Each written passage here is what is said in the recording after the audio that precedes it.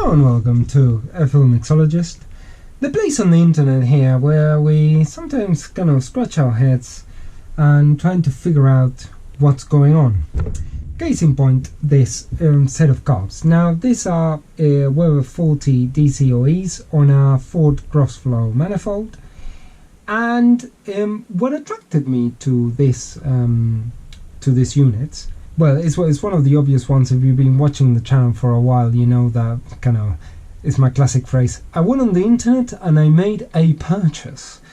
And one of the reasons that I made this purchase, one of the things that attracted me to this particular unit, this particular lot, was that the owner or the vendor described it as a non-matched pair of carbs.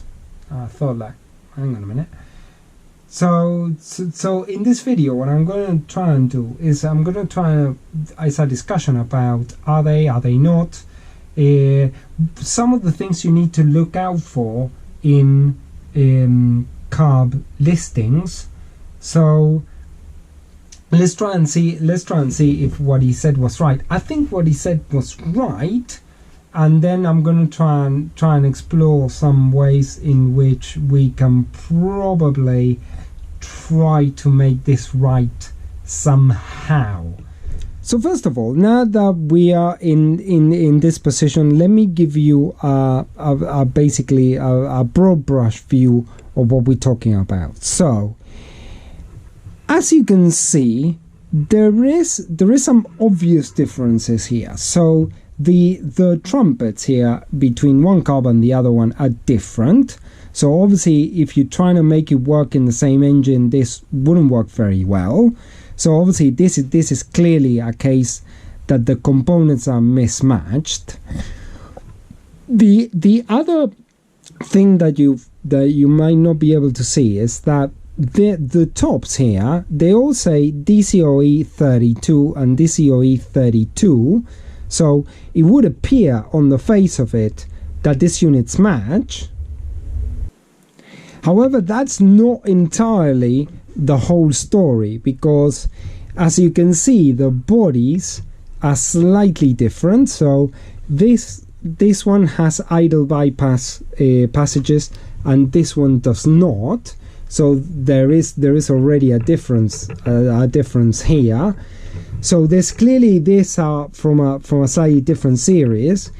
I suspect what's happening here is that somebody swapped the tops, because if you look here, this top doesn't exactly correspond to this body. I mean, it's good enough as a top. I think it does the job, but clearly this top was not originally intended for this body.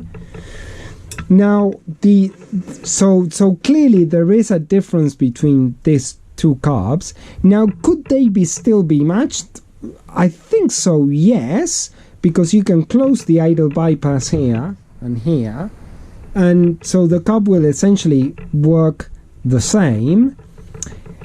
And now what I need to do, before I do anything else, I'm going to show you this.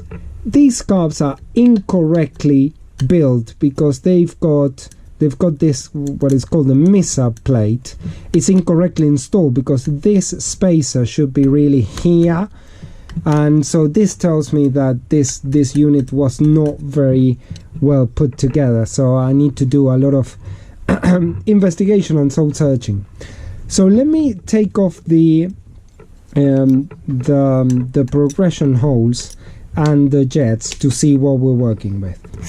Okay, so as I said, I took a couple of components. What you can see is you can see 1, 2, 3 progression holes, and here you can see all the kind of another 1, 2, 3 progression holes. So probably this would be sort of okay, match them up, because they've got the same amount of progression holes on each side, which they need to be exactly the same. Also, if you look at now jetting, they've got 1 to 5 mains and F9 emulsion tubes on all of them, and these are 55 F8 for the idles. So obviously, if all the components are the same here, that means that we have sort of got they would function, they would fuel an engine in the same way. The other thing that I forgot to check, which I can do it right now, is I need to check the discharge for the accelerator pumps, because those pumps have a code, which we can do now very quickly. And if I get it with my hand like so, here there is a code and a number in there that we're gonna find out what it is. And there we go.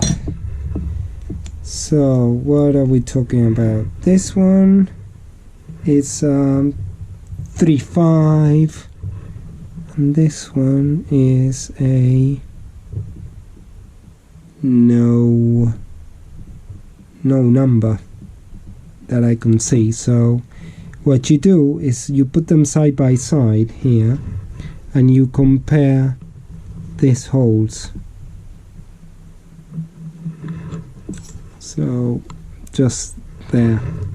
So this one and this one, and they appear to be slightly different. I don't know if you can see it, on the screen. So that could be a bit of an issue.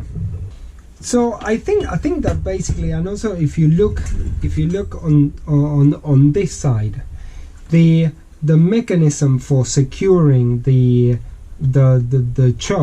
auxiliary venturi is different in these two units.